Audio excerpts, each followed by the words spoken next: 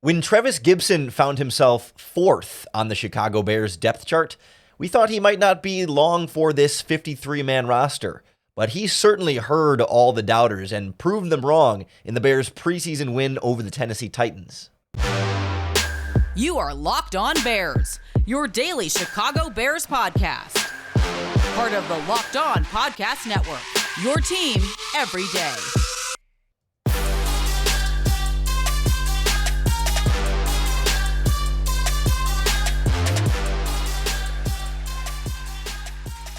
This is Locked On Bears, and I'm your host, Lauren Cox. I'm here to bring you your daily, in-depth Chicago Bears news and analysis. You can follow me on Twitter at CoxSports1. You can follow the podcast on Twitter at Locked On Bears. You can like Locked On Bears on Facebook. Join the Locked On Bears Facebook group for even more Bears talk. And make sure you hit that subscribe button on the Locked On Bears YouTube channel to keep up with all of our video podcasts as well. Thanks for making Locked On Bears your first listen today. We're part of the Locked On Podcast Network, your team every day.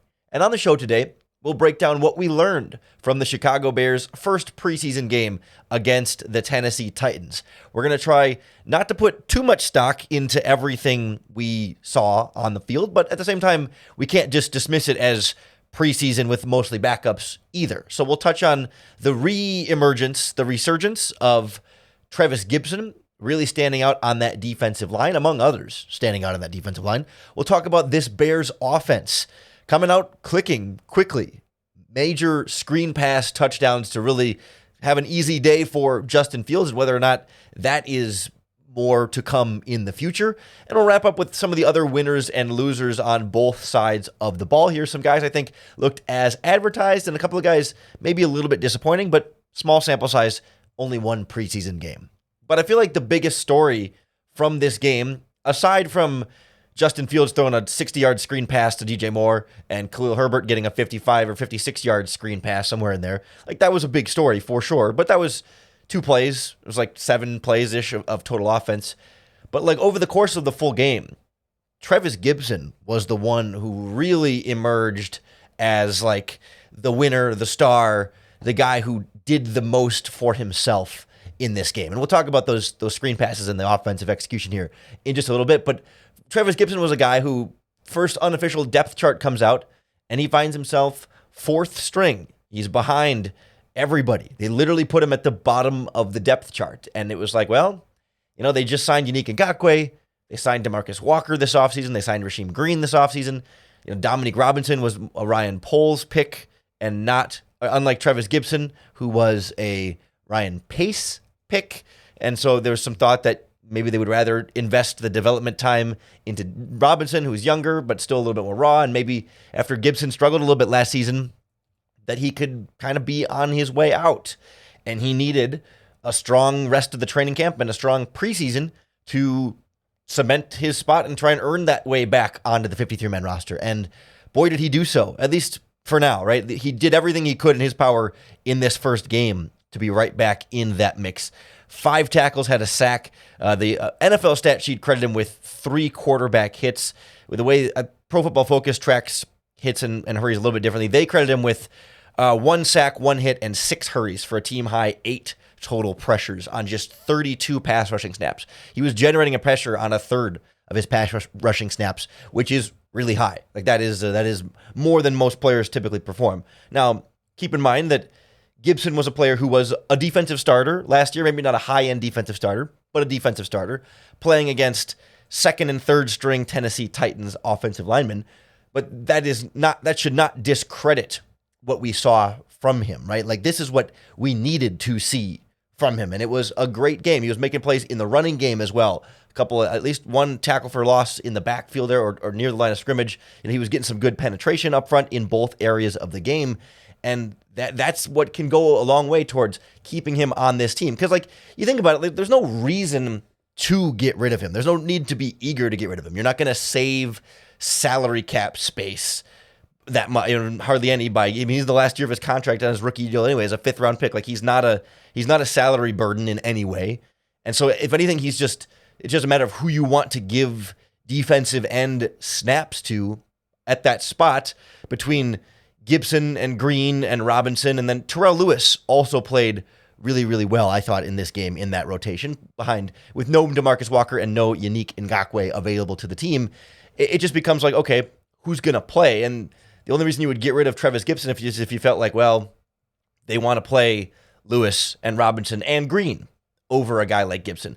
I found myself, not to go on a tangent here, a little bit disappointed in Rasheem Green. And again, like, this is a small sample size. I think he played a total of 12 snaps in the game, so I'm not going to write this off as Rasheem Green equals bad or not any good, but just I was, with Gibson playing so well and some of the other defensive ends stepping up, just thought Rasheem Green did not step up. But the fact that they only played him 12 snaps, he played all the starting defensive snaps, like the same number as TJ Edwards and Jalen Johnson, indicates I think they're pretty confident and comfortable with Rasheem Green. Like, I don't think he's in any kind of risk of losing his 53-man roster spot. Dominic Robinson, obviously, I think they really like and want him to continue to develop. So, like, those four defensive ends are locked in, and now the question becomes Gibson versus Lewis. If you want to keep five defensive ends, right, that you could keep neither possibility. And so I think for Gibson, right, as well as Lewis also played in this game, Gibson's got more of the experience too, and has, I think, a little bit more of a well-rounded game at this stage of his career just because he's been in the NFL longer. And we broke down a couple of key plays from Trevis Gipson in this game over on the Locked On Bears Subtext group. I got some preseason all-22 film of Trevis Gipson, so you can kind of see the pass rushing prowess, right? There's one play where he takes great speed around the edge and turns the corner to get some pressure. There's another play where he generates great power. Even after he kind of misses on his initial move and lets the offensive lineman get hands inside, he still is strong enough to physically overpower him and I think he gets a hit on the quarterback on those plays. We broke down the film of those plays only for members of the Locked On Bears Subtext group. It's $4.99 a month, but it gets you exclusive access to content that is not available anywhere else, including video all 22 breakdowns of, yes, Trevis Gipson now. We have Yannick Ngakoue film broken down in there, Khalil Herbert as well, plus data and charting from last season on Justin Fields throwing versus different routes and different coverages, Bears players versus different routes and in different coverages, and a lot of different ways to slice and dice that you just can't find publicly accessible anywhere else. It is $4.99 a month, and the way to join is at the website joinsubtext.com/lockedonbears. It's an SMS text message service, so you text in, and that's what gets you access to me. You can text me directly and ask your questions on the podcast or anything you want. I mean, it goes right to my phone, right to my computer. I can respond right away. Like, it's a great way to open up the communication, but then it also gets you access to exclusive content if you want to take it that next level and really get that deeper understanding. We're going to be doing all 22 film breakdowns for the Subtext group all season long. So join subtext.com/LockedOnBears to come check it out. We already got a good group going in there, and I'm really excited to keep moving some things out there, including the Trevis Gipson breakdown out now for Subtext members. I thought about going through the screen passes as well, but those are a little bit more straightforward to watch even on the broadcast angle. But I do want to break down those plays on this podcast here and kind of what they mean more so than the individual X's and O's and what we kind of learned about this Bears offense, even in a small sample size, next on Locked On Bears. The Locked On Bears podcast is brought to you by our friends at Underdog Fantasy. We're in the thick of August now, and that's the start of fantasy football drafting. If you want to get championship ready for your home league, you got to try out Best Ball on Underdog Fantasy. Best Ball is great if you've never done it before because all you do is one live snake draft, just like your regular draft. And then each week, Underdog will take your best lineup automatically and you'll get credit. So you don't have to set a lineup. There's no waivers. There's no trades. You just draft your team and then see how good your drafted team can do. If you want to try it out, Underdog has a Best Ball Mania tournament that you really got to get in on because it's the largest fantasy football contest of all time. And there are $15 million of prizes up for grabs, including $3 million for the winner. And last year's winner drafted their team in July, so it's not like you have to wait and see how the preseason goes. You can draft your team now in Underdog's Best Ball Mania tournament and win your share of $15 million. Visit UnderdogFantasy.com or find them in the App Store and sign up with our promo code LOCKEDON to get your first deposit doubled up to $100. That's Underdog Fantasy, promo code LOCKEDON. This Chicago Bears offense looked locked in pretty quickly in this first preseason game. And even the first play of the game was I formation, play action. Fields ended up just kind of dumping it off to Kari Blasingame, but it was a first down on already just the first play of the game. So like they came out firing. It was 7 total plays of offensive starters out there, 2 touchdowns in 7 plays, 2 explosive touchdowns in 7 plays. Like that's everything you would want to see, right? In this preseason game. Justin Fields not really getting hit, offense moving the ball and scoring, everybody kind of looking how you would like to see on offense. And I think, well, certainly you will hear people, and I probably have already heard people detract from Justin Fields for them being screen passes and them being largely plays made after the catch that wasn't like Justin Fields made the world's most impressive throw in order for those plays to score. But to me, the bigger takeaway was the level of offensive execution collectively that has to go into those plays being able to score. And also it being, first of all, a reflection of the speed on this Bears offense. Not only the speed of Khalil Herbert, which we knew Khalil Herbert had home run speed, also speed of DJ Moore, who looked honestly a little faster than I thought he might be the way he outrun everybody down the sideline, but we still knew he would be fast. But again, as part of this, like it takes 11 guys, especially on screen passes, for those plays to spring free to be touchdowns. And there's some speed on this offensive line. That was something Ryan Poles talked about when he first came to this organization. One of the big areas of emphasis was slimming this offensive line down a little bit in terms of size and getting a little bit more mobility, that's hard to say, out of this group. And I think you saw that on the screen pass. But like the kind of execution for this team to kind of come out offensively and have that click so well. I mean, you might expect, okay, on a screen pass, first preseason game, first time throwing these plays with each other with this lineup in place, like, maybe the wide receiver's not quite in the right spot, or the offensive line is late to slip out on the block. Guys just trying to figure out exactly where they're supposed to go, but not on these plays. On the DJ Moore play, Braxton Jones runs over from left tackle and gets away with an illegal block in the back, but that's okay. And that frees DJ Moore to take a big stride downfield, and then churning downfield with him was Tevin Jenkins and Jatiri Carter, who were making blocks 10, 15 yards downfield to spring DJ Moore to just outrun everybody else down the sideline. And same thing on the Khalil Herbert screen pass. Like that one, guys have to hold up for enough time for the running back to sort of fake like he's in the backfield and then slip out with the blockers to the back to the left side of the play.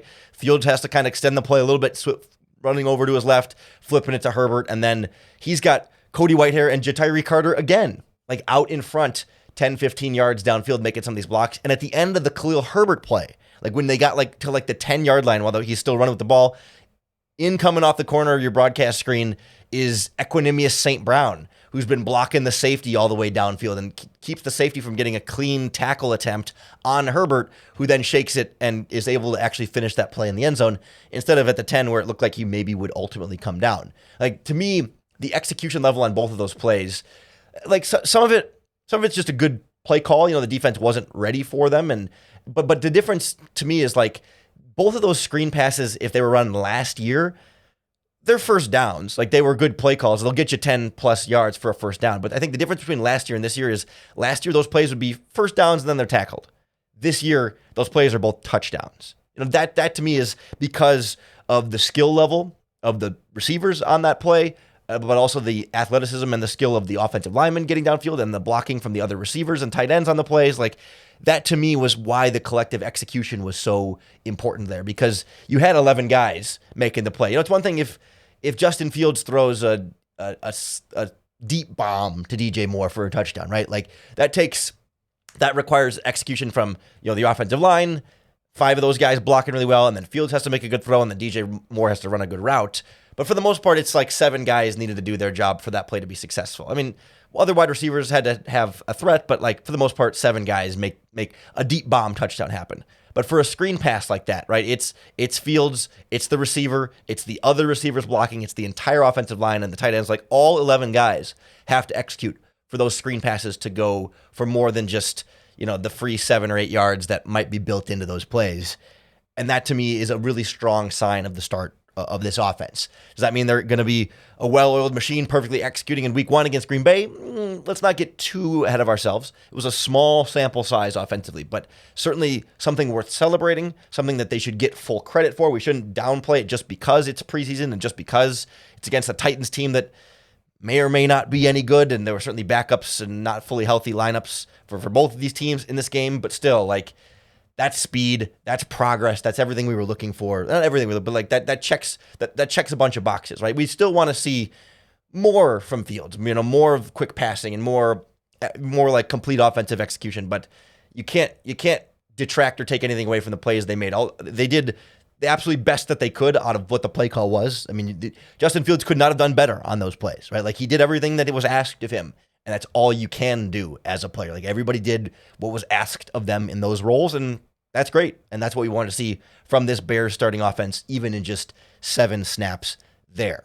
There's a lot to break down for the rest of the game and a lot of other players to kind of go through. I want to get through some of the winners and losers, and we may even have to do another podcast tomorrow on this game to break down even more of, like, Gervon Dexter and Zach Pickens and some of the other players we were curious to watch in this game. But I want to get to some of the bigger picture winners and losers and guys kind of looking as advertised next on Locked On Bears. The Locked On Bears podcast is brought to you by our friends at FanDuel Sportsbook, America's #1 sportsbook, because FanDuel is here for all of your sports betting needs. And with football season about to kick off, FanDuel is giving you the chance to win all season long. Because right now, if you bet on who's going to win the Super Bowl, they're going to give you bonus bets every time that team wins in the regular season. So you just pick any team to win the Super Bowl, and then you'll get bonus bets for every win they have all season long. You can then take those bonus bets and use them on the spread, on player props, over-unders. There's odds for Justin Fields to win MVP, odds for Matt Eberflus to win Coach of the Year. You can bet on Bears-Packers week 1 as well, and so much more, all on the FanDuel app that's safe, secure, and super easy to use. So visit FanDuel.com/lockedon and start earning your bonus bets with America's #1 sportsbook. That's FanDuel.com/lockedon to place your Super Bowl bet. This Bears team against the Titans was missing a lot of players, really on both sides of the ball, but especially, it was felt like half of a defense out there, and it wasn't even a full strength offensive line, a full strength offense out there either. So I again don't want to get carried away with the big winners and losers from this game, but I thought a few guys stood out that I wanted to make sure that we mentioned. We talked about Ja'Tyre Carter on those screen passes, but I also thought he played really well at right guard throughout he even stayed in for the second team for a lot of that game, and I thought he looked really strong as a backup offensive guard who's making good progress with that group getting some extra playing time. Another starter making progress as a young guy, Kyler Gordon. Think about some of the hits he delivered in this game. He was aggressive. He was jumping on routes. It just felt like the things we had been hearing about him, being able to be, sort of settled in at the slot cornerback spot to feel comfortable with having less on his plate. He can be more instinctive and think a little less out there, and that's absolutely what it looked like. A nice pass breakup, a couple of other big hits, almost forced fumbles in there. That was a nice showing from Kyler Gordon. I thought very good progress for a second-year player that we want to continue to see more from and really encouraged by. Already mentioned Trevis Gipson has to be a big winner from this one.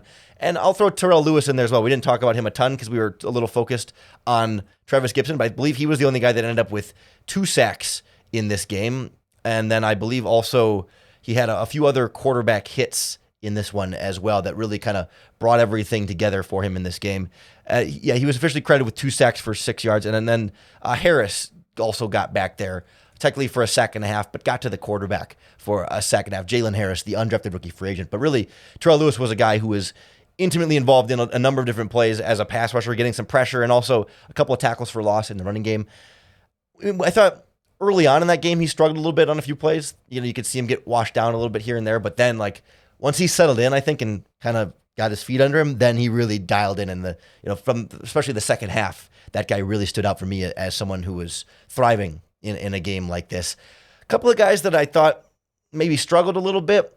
Andrew Billings, the nose tackle, I was disappointed with there. There were a couple nice plays where he got some penetration, but for the most part, it felt like too often he was getting washed out and washed down from the nose tackle spot and making the linebacker job a little bit more difficult behind him. It was not a big sample size. It's a preseason game. I'm not panicking about it. I'm not super worried about it. It's not like I think he's going to be terrible, but there's only 12 snaps, 7 against the run, 5 pass rushing snaps. It's preseason. We'll give him some time. We'll give him some benefit of the doubt there. Velus Jones, probably waited too long to mention his name on this podcast. One of the other big stories from this game is muff punt, right? Like the inability to correct the big mistake from last season. And it was weird too because he hadn't been really having that issue at training camp. Like the training camp practices, he was catching everything and holding onto it and judging it correctly. But something about, maybe the winds of Soldier Field plus not the stadium lights, not the literal stadium lights, but, the being back under the lights, live game situation and the pressure that you feel in that moment with the fans and, a real opponent, real team, like he just couldn't do it. And man, it's starting to feel more and more like, could he be cut, not make the 53-man roster? Like he can't do the most important job, the most important part of the one main job they're asking you to do. It's only his second year. Guy was a 3rd-round pick. It would be a big surprise if they ultimately cut him, but at some point, how much more time do you give, and how much patience and how much leash does he have?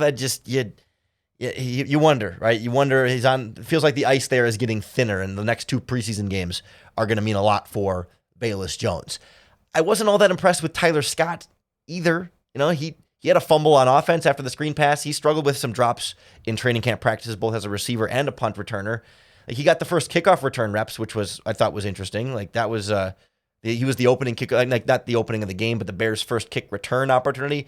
He got that gig, and then the Velus Jones started with the first punts, and then once Velus Jones muffed, then Scott came in there. And I don't know, it wasn't like, again, he's a rookie, not writing anything off on Tyler Scott just yet, but I was hoping for a little bit more from him and found myself disappointed there. And I was also quite disappointed with PJ Walker as the backup quarterback. First play, interception, finished 3 for 8 for 19 yards, if I remember correctly. 4 for 8 for 19 yards and the interception. But he's a backup quarterback. We're not going to panic about the backup quarterback. We're not going to be super worried about it because if he's in the game, that means Fields isn't, and you're screwed anyway. So how big of a deal is it? It was first preseason game. He's still learning the offense. He's still learning his receivers. That's how the interception happened. He and Equanimeous St. Brown not on the same page. Equanimeous bent it a little bit more flatter towards the sideline because there were 2 deep safeties, which is typically what you do. Walker still threw it more vertical, like the corner route, and miscommunication there, but still feels like it's Walker's fault. But 8 pass attempts is not enough to judge how good PJ Walker is as a backup quarterback. But it was a little bit tricky when it was, right next to, I thought, Bagent, Tyson Bagent. I don't know why I'm struggling with that name. Tyson Bagent came in and played pretty darn well for an undrafted rookie free agent out of a small school.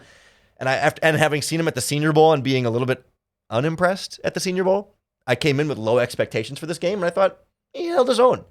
He legitimately got a shot to push Nathan Peterman for that number 3 quarterback spot here. I'm curious how that battle continues through the next couple of preseason games, because I think that's going to be fun to watch. And I've long been an advocate for get an undrafted kid in here, see what he can do. And Bagent, giving you a reason to keep watching, to watch through the 4th quarter of this game, because he's got some real arm talent. And they talked about in the broadcast too that his dad or whatever is a world champion arm wrestler. There's some interesting things about that kid coming from a super small school. So excited to see more from Tyson Bagent in future preseason games. I imagine we'll see more from Justin Fields in the next preseason game against the Indianapolis Colts. You can be sure we'll break that game down for you right here on the Locked On Bears podcast. So make sure you hit that subscribe button on YouTube or wherever you listen to podcasts. That's going to be the best way to keep up with all of our daily, in-depth Chicago Bears news and analysis. Don't forget to check out the Locked On Bears Subtext group. Join subtext.com/LockedOnBears if you want that video all 22 breakdown of Trevis Gipson's preseason emergence in that first game. And make sure you're subscribed to Locked On Bears on YouTube or wherever you listen to podcasts to keep up with all of our daily in-depth Chicago Bears news and analysis. Thanks for making Locked On Bears your first listen today and every day. I really appreciate our everydayers that are tuning in 5 days a week for your daily Bears fix. And of course, your daily opportunity to bear down.